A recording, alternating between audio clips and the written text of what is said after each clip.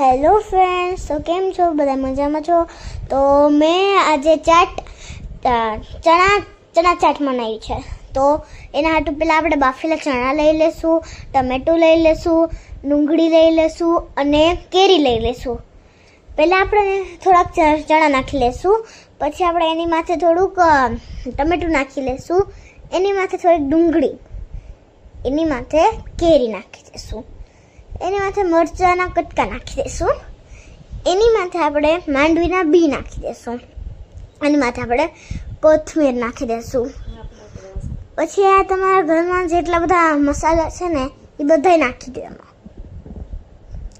તો પછી તો આપણે એની માથે થોડીક જીરું નાખશું, પછી થોડુંક મીઠું નાખી દઈશું, પછી તેલ ગરમ થવા મૂકી દઈશું ગેસ ઉપર. એમાં પછી થોડીક રાઈ નાખી દઈશું. પછી એને આપણે જે બનાવી છે ને ચાટ એમાં નાખી દઈશું. આપણે એ ચાટનો મસાલો ચોટી જાય ને એટલે પછી એને મિક્સ કરી નાખીશું. ચાટ મિક્સ થઈ ગઈ છે. હવે આપણે ચાટ મિક્સ થઈ ગઈ છે. આપણે એની માથેથી થોડી ઘણી કોથમરી નાખી દઈશું સજાવટ માટે. સજાવટ તો થઈ ગઈ છે. મેં તો ખાધી હતી પણ એકદમ મસ્ત ચટપટી હતી.